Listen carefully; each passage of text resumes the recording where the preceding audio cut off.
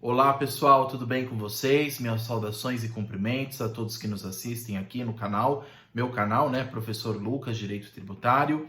Sejam todos bem-vindos aqui. Para quem não me conhece, peço sempre que acessem o meu site, que lá tem todas as informações do curso aqui, inclusive o acesso às minhas redes sociais e e-mail, e meu perfil profissional e acadêmico para vocês me conhecerem melhor. Lá é só colocar na internet Prof. Lucas, tudo junto minúsculo mesmo, o Prof é abreviado, proflucasdireitotributário.com.br, proflucasdireitotributário.com.br.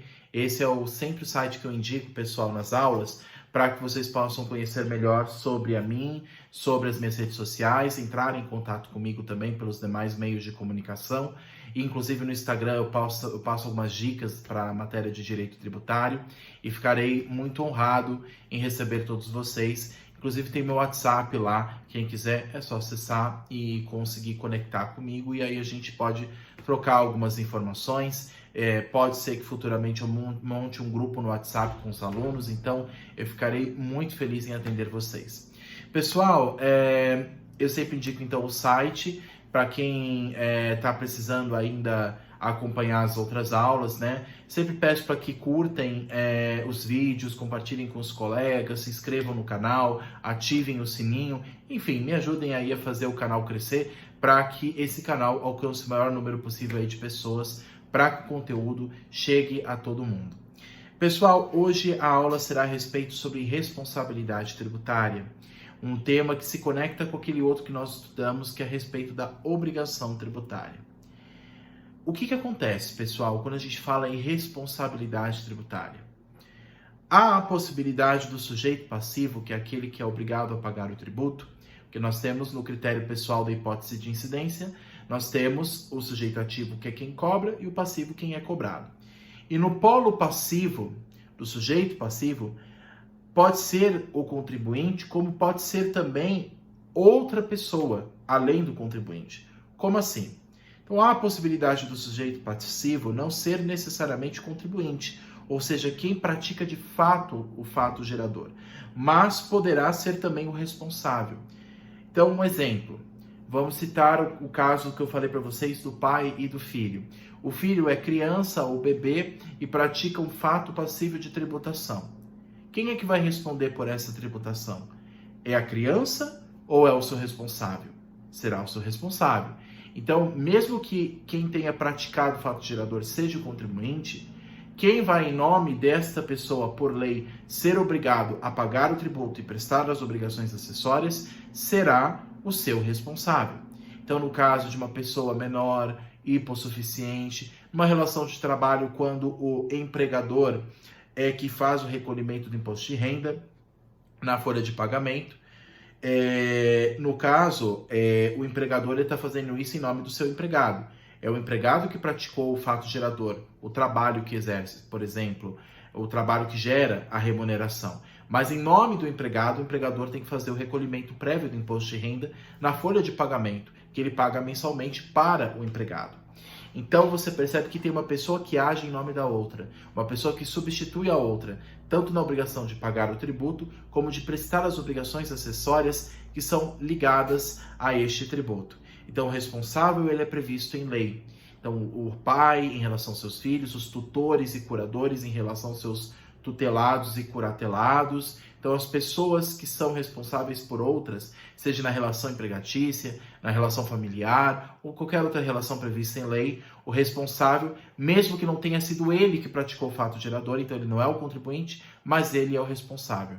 E aí ele presta as obrigações principal e acessórias ligadas a esse tributo, como é previsto em lei. Basicamente isso que é a responsabilidade tributária. O artigo 123 do CTN, pessoal, ele traz as seguintes questões. As relações particulares não têm poder de reverter o polo passível, responsável e contribuinte. É importante dizer isso. O estabelecimento da responsabilidade tributária não é uma questão de contrato civil, é uma questão de previsão de lei. A lei que estabelece quem é o responsável tributário.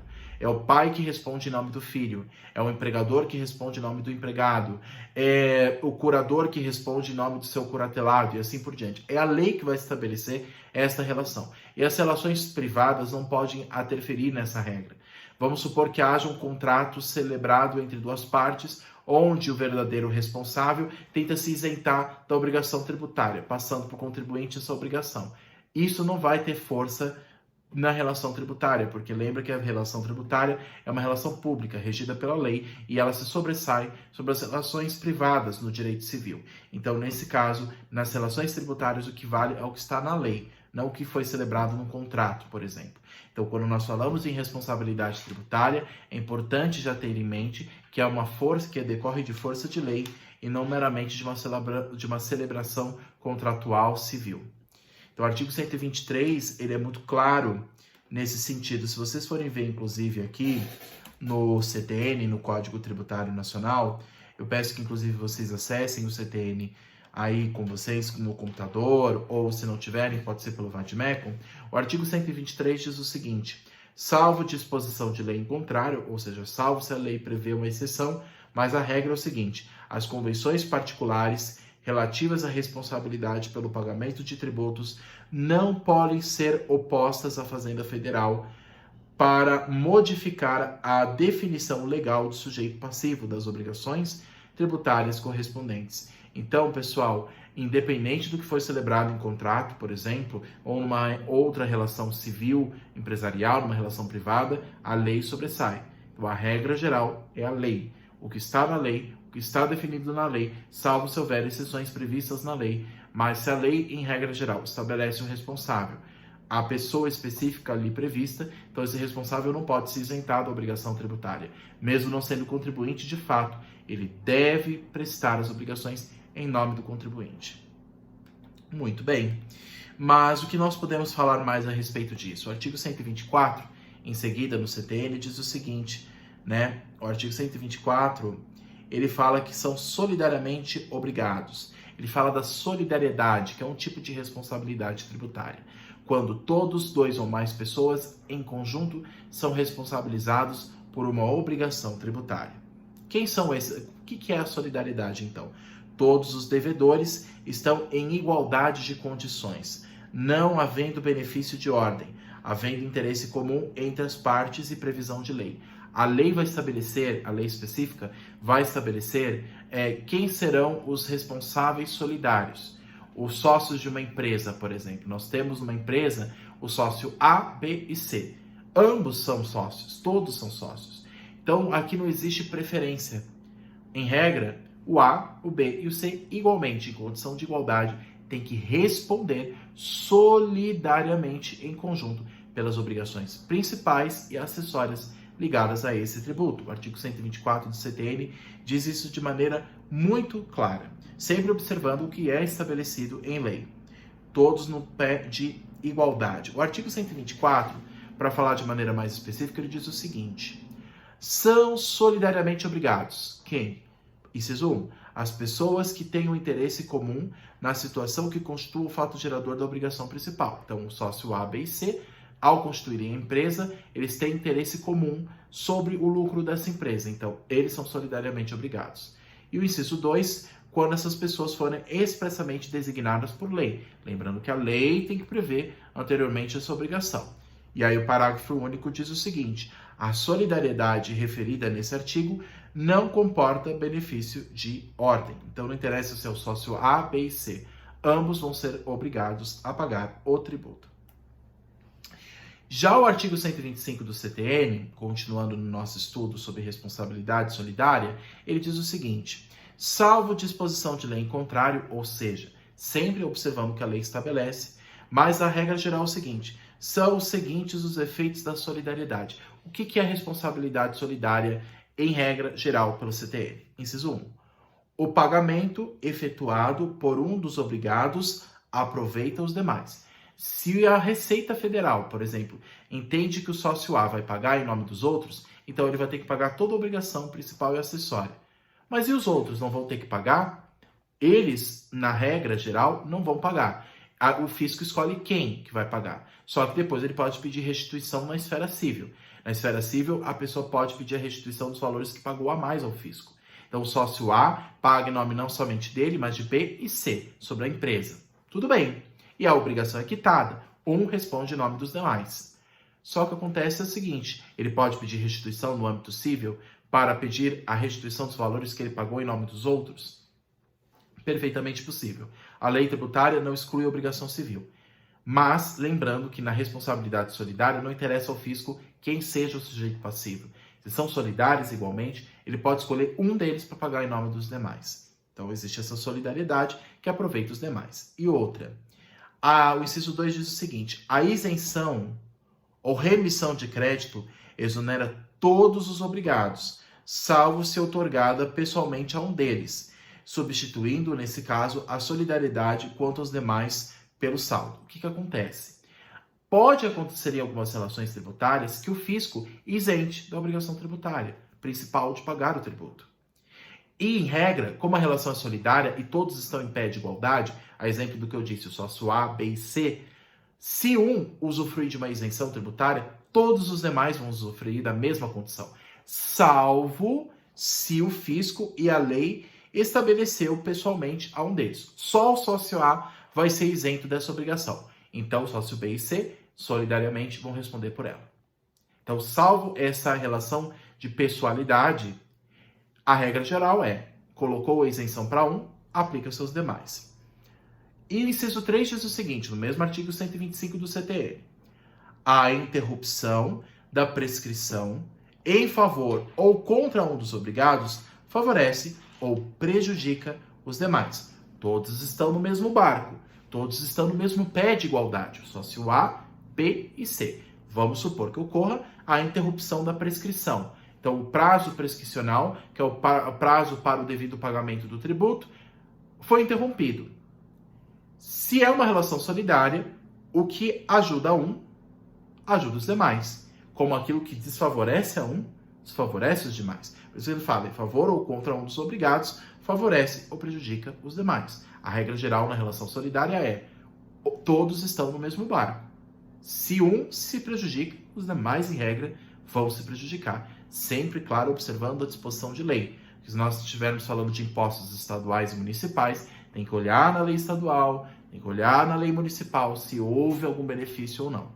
E na esfera federal, ver a lei geral que estabelece essa questão da responsabilidade solidária.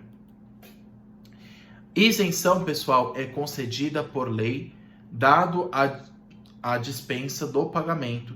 Já a remissão é um perdão de dívida por ato administrativo. A gente tem que tomar cuidado com isso, pessoal. A gente confunde muitos termos no direito e acha que uma coisa é igual à outra. Isenção de pagar o tributo não é a mesma coisa de imunidade, como também não é a mesma coisa de remissão. Imunidade é texto constitucional, cláusula pétrea, imunes de pagar o tributo. Templos religiosos, partidos políticos, centros culturais, artistas brasileiros, enfim, lá é imunidade. Abaixo da Constituição está a lei. Se a lei prevê isenção, que o contribuinte não é obrigado a pagar determinado tributo, aí no caso de uma isenção, exemplo da isenção do imposto de renda da pessoa física, o IRPF. Uma pessoa portadora de doenças pode ser isenta por lei de pagar o tributo? Pode. Isso é uma isenção. Agora, remissão é um ato administrativo, um ato do fisco. Ele pode remir. Lembra do nome que se usa, inclusive, na Igreja Católica, né? A remissão dos pecados, ou seja, remissão, remir, perdoar a dívida. No âmbito tributário, você vê a pessoa ali que deve a alguém, no caso ao fisco, o pagamento do tributo. O fisco pode remir, perdoar aquela dívida do contribuinte? Pode, mas é ato administrativo. Aqui nós não estamos falando de remissão como ato administrativo. O artigo que nós vimos, 125, está falando de isenção, que é prevista em lei. Outra questão que é importante dizer. A interrupção da prescrição, em favor, que é um prazo de 5 anos, em favor ou contra um dos obrigados, favorece ou prejudica os demais. Lembrando que a solidariedade é um laço que junta todos e coloca todos no mesmo balaio, na mesma barca, na mesma posição, no mesmo pé de igualdade. Interrupção é diferente, pessoal, de suspensão. Quando ele fala de interrupção do prazo prescricional de 5 anos, interrupção, a gente vai ver isso lá na frente, o que é o prazo prescricional, mas é o prazo para se cobrar o tributo, e tem um torno aí de 5 anos. Quando fala interromper, quando interrompe um prazo, ele começa tudo de novo. O prazo estava de 2 anos, vai até 5, e houve uma interrupção, vai ter que ser recontado tudo de novo. Agora, suspensão é quando você para de contar o prazo, mas continua de onde parou. Parou 2 anos? Continua até terminar os 5 anos. Então, quando ele fala de interrupção, não é suspensão. São 2 termos diferentes e a gente tem que tomar cuidado com isso. Então, o parágrafo, o inciso, na verdade, terceiro, ele fala interrupção da prescrição. Favorece ou prejudica um dos sócios, né? Favorece ou prejudica todos eles em pé de igualdade. Aqui ele fala de interrupção, não de suspensão. E existe diferença entre o responsável solidário, que nós estamos vendo aqui, e o responsável subsidiário. Qual que é a diferença? A responsabilidade solidária, como nós estamos vendo agora, todos os sócios respondem em igualdade de condições. Então, você tem o seguinte, você tem o sócio A, B e C dessa empresa. Todos igualmente, sem haver favoritismos. Ah, mas eu tenho tantos por cento da empresa. Não importa. Ah, mas eu tenho um capital maior da empresa ou menor. Não importa. Todos, nesse caso, estão em pé de igualdade. Aí é uma responsabilidade solidária. Há uma igualdade. Agora, a responsabilidade subsidiária é o contrário. Na ausência do devedor principal, se é escolhido o subsidiário para pagar o valor devido. Então, vamos supor que nessa empresa numa outra empresa, haja o sócio XYZ. O X é o mais favorecido, é o principal devedor.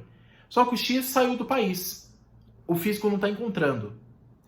Então, eu posso escolher o Y e o Z para pagar em nome do X? Pode. Aí há uma responsabilidade subsidiária. Se não vai o principal, o outro vai no lugar dele. Ah, mas isso é injusto. Ele não deve tanto quanto o outro. É verdade, mas a lei prevê essa possibilidade. Só que, como eu falei, se a pessoa paga em nome do outro, mesmo em responsabilidade solidária, se um paga em nome do outro, mesmo que favoreça os demais na relação solidária, eu tenho direito na esfera civil, na justiça comum, pedir a restituição do valor que eu paguei a mais. E é um direito da pessoa. Eu paguei em nome do outro, eu quero restituição. Mas isso é na esfera civil. Na esfera tributária, aqui para nós, não interessa. Isso é lá no direito civil. Direito tributário tem a responsabilidade solidária, como também tem a subsidiária. O principal desapareceu do país, o fisco não está encontrando, então vai os demais responder em nome desse desaparecido. E o artigo 128 do CTN diz o seguinte: deverá haver previsão de lei e relação com o fato gerador, né? O artigo 128 lá na frente ele diz o seguinte, que ele fala da responsabilidade tributária, de maneira geral ele diz o seguinte: sem prejuízo do disposto neste capítulo, a lei pode atribuir de modo expresso a responsabilidade pelo crédito tributário à terceira pessoa, vinculada, desde que ela tenha vinculação com o mesmo fato gerador da respectiva obrigação, excluindo a responsabilidade do contribuinte ou atribuindo-a a este um caráter supletivo, né? Do cumprimento total ou parcial da referida obrigação. Então, deverá haver nessas relações, pessoal, de responsabilidade, haver uma ligação com o fato gerador, os sócios têm que ter a mesma ligação com o mesmo fato gerador e também ter previsão de lei. Lembra do princípio da legalidade tributária. Não posso obrigar alguém a pagar ou deixar de pagar um tributo, senão em virtude de lei. Lembra que ninguém é obrigado a fazer ou deixar de fazer alguma coisa, senão em virtude de lei? Artigo 5º, inciso 2 da Constituição. Da mesma forma se aplica ao direito tributário. Então tem que ter previsão de lei, porque se a lei isentar aquela pessoa, se a lei trazer exceções, o que vai valer é a lei específica. O Código Tributário Nacional, pessoal, ele estabelece regras gerais. Quem vai estabelecer regras específicas, seja em âmbito federal, estadual, municipal e distrital, será a lei específica desse ente público, desse ente competente. O CTN só estabelece regras gerais e caberá a cada lei estabelecer as regras específicas.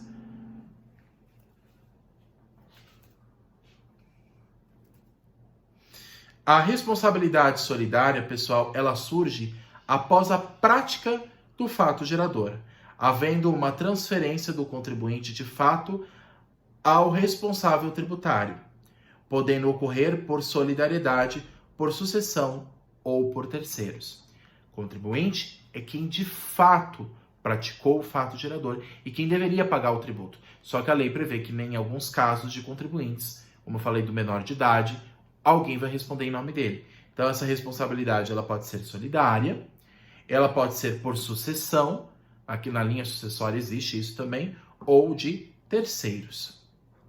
A responsabilidade por substituição, como nós estávamos vendo a diferença de uma para outra, né? A responsabilidade por substituição ocorre desde a ocorrência do fato gerador, desde sua origem, ocorrendo, por exemplo, em uma cadeia de produção. A responsabilidade por substituição, pessoal, ela ocorre, por exemplo, nas relações de consumo. Você tem, por exemplo, o fabricante, o comerciante, aquele que transferiu o produto de um lugar para o outro, até chegar na mão do consumidor, existem vários agentes nessa relação. Você tem desde o fornecedor, do comerciante, do distribuidor.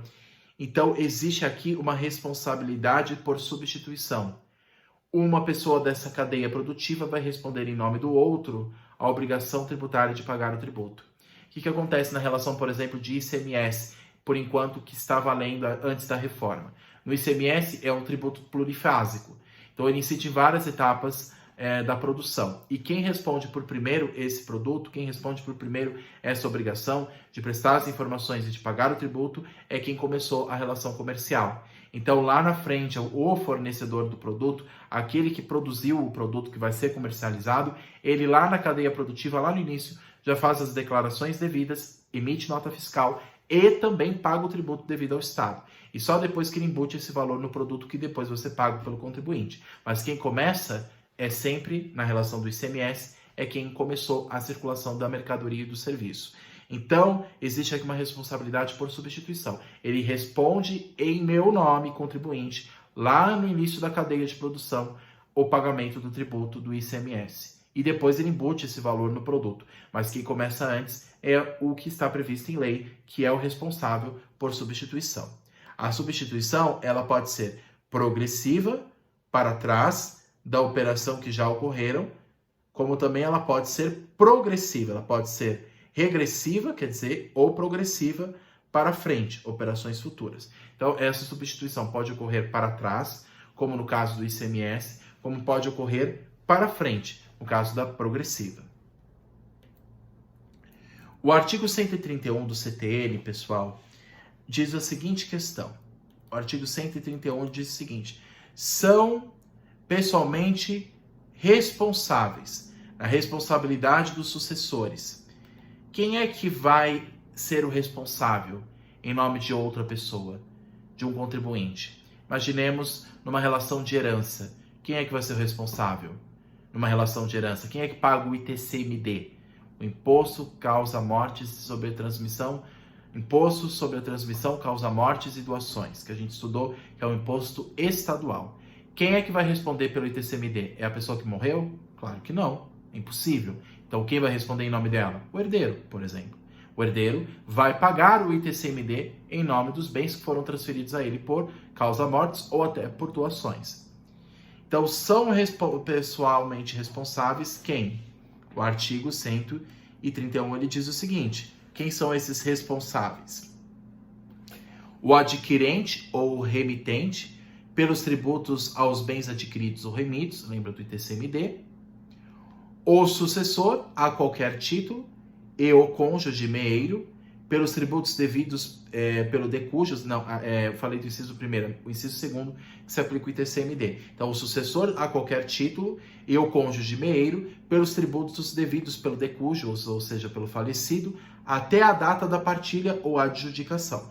Limitada essa responsabilidade ao montante do quinhão do legado ou da meação. Lembrando que existe um limite. O sucessor ele herda não somente os bens, como até mesmo as dívidas daquele que o antecedeu, até o limite dos seus bens que herdou. Existe um limite. Ou poderá ser também, no caso do inciso 3, o espólio, que é aquela junção de bens e direitos da pessoa que faleceu, da pessoa jurídica que foi extinta. Então, você tinha o exemplo da Varig, vou citar um exemplo de um espólio. A Varig é uma companhia aérea que existia aqui no Brasil, faliu, deixou bens, direitos e deveres. Essa junção é o espólio. O espólio vai ser responsável pelos tributos devidos, pelo de cujos, no caso, pessoa jurídica que se foi, à data da abertura da sucessão. Aqui, no caso, o espólio não se aplica apenas para caso de pessoas físicas, mas também pessoa jurídica. O exemplo que eu citei é a falida companhia aérea Varig. A Varig, quando existia, ela tinha bens, tinha direitos, tinha propriedades. Quando ela faliu, deixou de existir, ficou o espólio. E esse espólio vai responder em nome da antiga companhia pelas suas dívidas, pelos seus deveres civis, tributários, administrativos e assim por diante.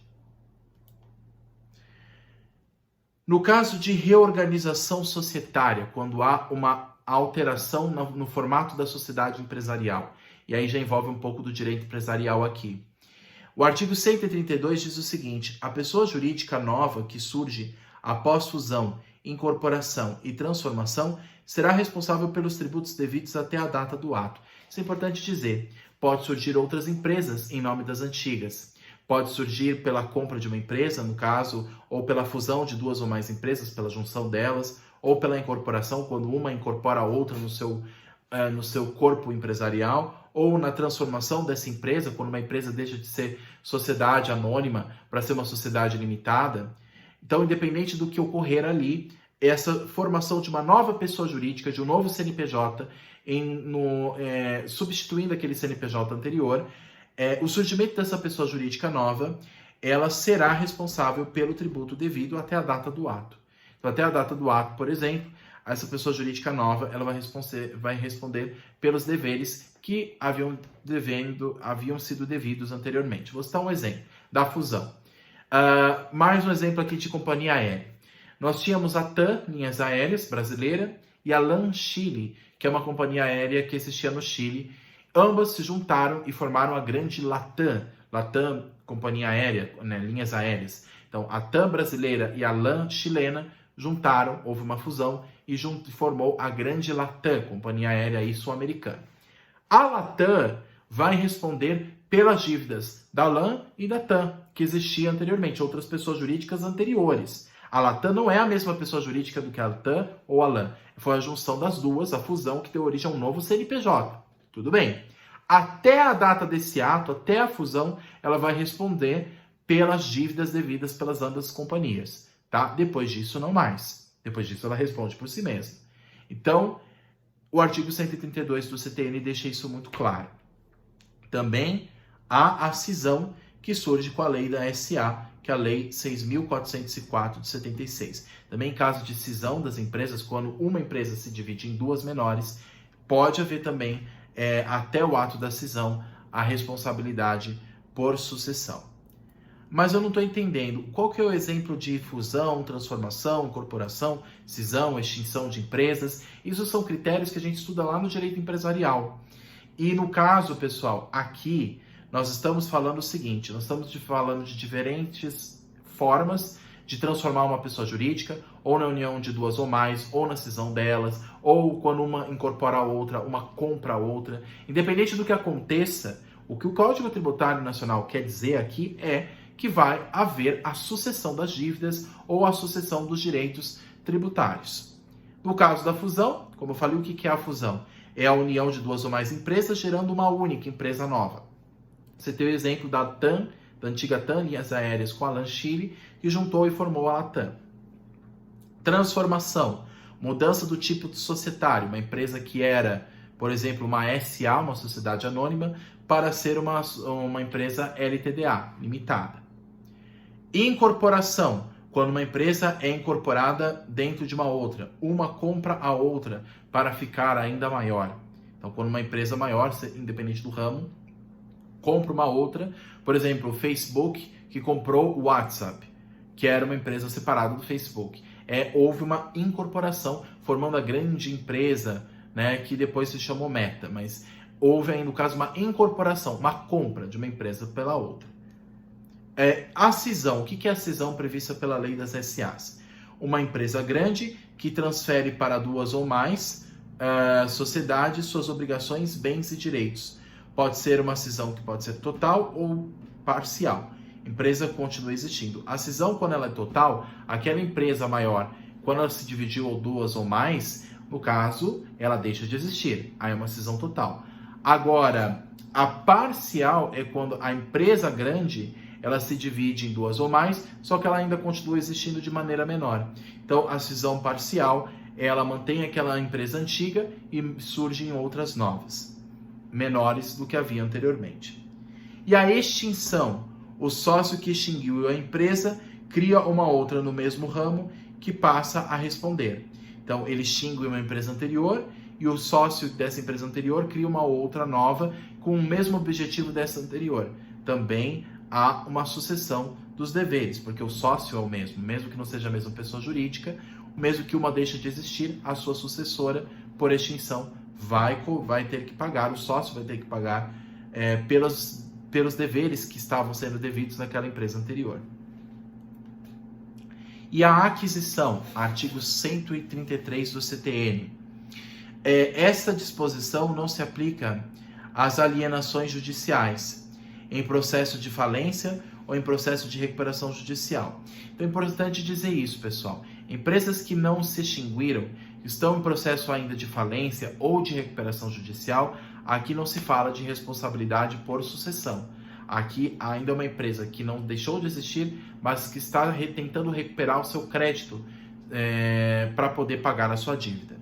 Um cuidado que a gente precisa ter. Essa regra de falência e processo de recuperação não se aplica quando o adquirente for sócio da sociedade, parente em linha reta até o 4º grau, ou for agente do falido ou devedor, com o objetivo de fraudar a sucessão tributária. É importante dizer isso. O artigo 133 do CTN, pessoal, ele deixa isso muito claro, que independente de haver falência ou recuperação judicial, essa regra não vai se aplicar quando o adquirente dessa nova empresa for sócio da sociedade ou for parente em linha reta desse sócio até 4º grau, ou for agente do falido ou devedor, com o objetivo de fraudar a sucessão tributária. Então, para não haver fraude na sucessão tributária, para evitar a sonegação fiscal, o fisco já percebe que mesmo em caso de falência ou recuperação judicial, há limites para isso, previsto no artigo 133 do Código Tributário Nacional. Pessoal, quando a gente fala em responsabilidade, nós também falamos da responsabilidade de terceiros, não só da responsabilidade por substituição. A responsabilidade também é uma responsabilidade de terceiros. A responsabilidade de terceiros, o que é isso? A responsabilidade de terceiros poderá ser em caso de atuação regular, artigo 134 do CTN, ou em caso de atuação irregular, exceto excesso de poder ou infração. Essa responsabilidade de terceiros, pessoal, ela se divide em outras duas. Ela pode se decorrer de uma atuação regular, prevista em lei, quando não há ato ilícito, ou, no caso, quando ocorre infração ou excesso de poder, que aí é a atuação irregular. No caso da atuação regular, deve ter a impossibilidade de exigir dívida do contribuinte e ter esse responsável colaborado para o não pagamento do tributo devido. Então, pais, tutores e curadores, administradores de bens de terceiros, inventariantes, sindicato e comissionário, tabeliões e etc., Essa é a atuação regular. O artigo 134 fala sobre isso. Nos casos de impossibilidade de exigência do cumprimento da obrigação principal ao contribuinte, quando o contribuinte não pode responder por si mesmo o pagamento do tributo, lembra do filho mais novo que não tem idade para poder responder por si mesmo? Então, nesse caso, existe um sucessor, existe um responsável por ele, que é a responsabilidade de terceiros, que se transfere a uma outra pessoa que não é o contribuinte de fato. Respondem solidariamente com estes nos atos em que intervirem ou pela omissão em que forem responsáveis. Então, os pais, pelos tutores devidos, pelos tributos devidos aos seus filhos menores, os tutores e curadores pelos seus tutelados e curatelados, administradores de bens de terceiros, o inventariante, o síndico e o comissionário, pelos tributos devidos pela massa falida ou pelo concordatário, os tabeliões, escrivões ou demais serventuários de ofício, os sócios, no caso de liquidação da sociedade de pessoas. O disposto nesse artigo só se aplica em matéria de penalidades as de caráter de moratório, né, no caso.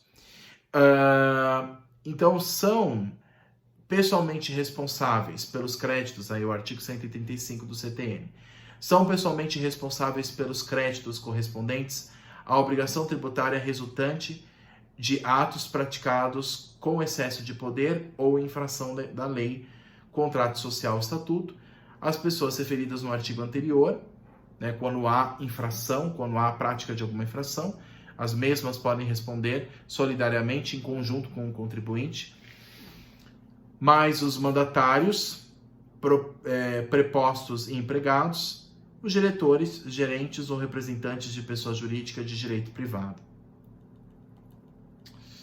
Pessoal,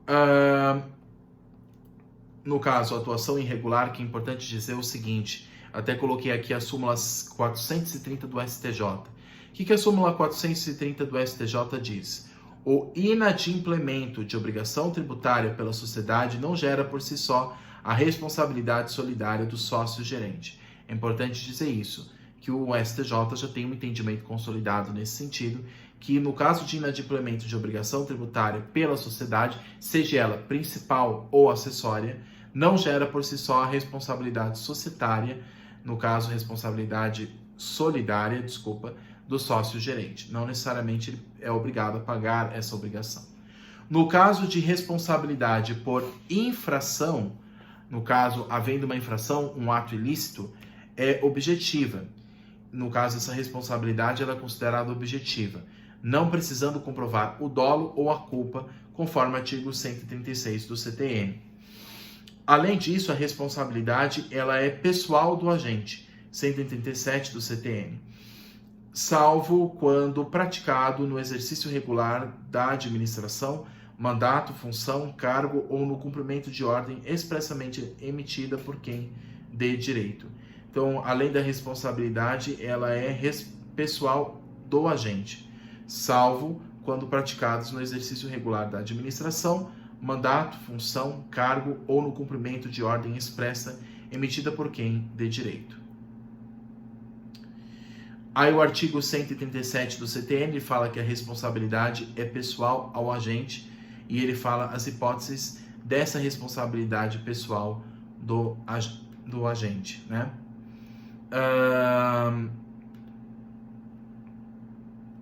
O artigo 138 diz o seguinte, do CTN: a responsabilidade é excluída pela denúncia espontânea da infração, acompanhada, se for o caso, do pagamento do tributo devido e dos juros de mora.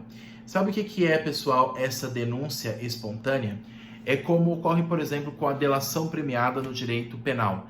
Quando eu faço essa delação, isso traz para mim benefícios. Então, eu delato a infração que eu cometi, o crime que eu cometi, a sonegação até que eu tenha cometido. Existe, portanto, uma denúncia espontânea, que é o que a lei está dizendo aqui. Havendo esse caso, a pessoa se denuncia, o sócio, por exemplo, denuncia o seu ato, a sua infração, ela pode ser beneficiada por isso e, se for o caso, pagando o tributo devido com os juros e a correção monetária.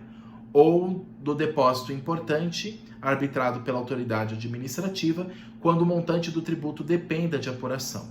Parágrafo único desse artigo 138 diz o seguinte: não se considera espontânea a denúncia apresentada após o início de qualquer procedimento administrativo ou medida de fiscalização relacionadas com a infração. Então, antes de começar, pessoal, o inquérito, antes de começar o procedimento administrativo para apuração dessa infração administrativa, dessa infração tributária, antes de começar esse procedimento pelo fisco, se o culpado, no caso o devedor, fizer a sua denúncia espontânea e pagar o seu montante, ele já é isento de pagar o valor devido, ele fica isento desta penalidade. E a súmula 360 do STJ diz o seguinte: o benefício da denúncia espontânea não se aplica aos tributos sujeitos ao lançamento por homologação, tá? É aquele lançamento que basta você passar as informações ao fisco, todas corretas, e ele vai lá, apenas homologa e carimba. Então, para esses lançamentos tributos sujeitos ao lançamento por homologação, ao exemplo do imposto de renda, regularmente declarados, no caso, o benefício dessa denúncia espontânea não se aplica a estes casos. O benefício da denúncia espontânea não se aplica aos tributos sujeitos ao lançamento por homologação, regularmente declarados, mas pagos a destempo. E no CTN, pessoal, também, eu também tenho, no caso, a responsabilidade por infração. Lá embaixo, o artigo 188 diz o seguinte, para a gente finalizar essa parte de responsabilidade de terceiros. A responsabilidade é excluída pela denúncia espontânea da infração, como nós já falamos, acompanhada, se for o caso, do pagamento do tributo devido e dos juros de mora, no caso, pelo valor a mais, pelo tempo em que deixou de ser pago, porque além do valor em si a ser pago, existem os juros que vão incidindo pela inadimplência, pela demora pelo pagamento do tributo devido, ou do depósito da importância arbitrada pela autoridade administrativa. Se não houver um valor exato, a autoridade administrativa pode fazer um cálculo aproximado, e com base nesse valor, a pessoa pode pagar o valor devido. Aí há a denúncia espontânea.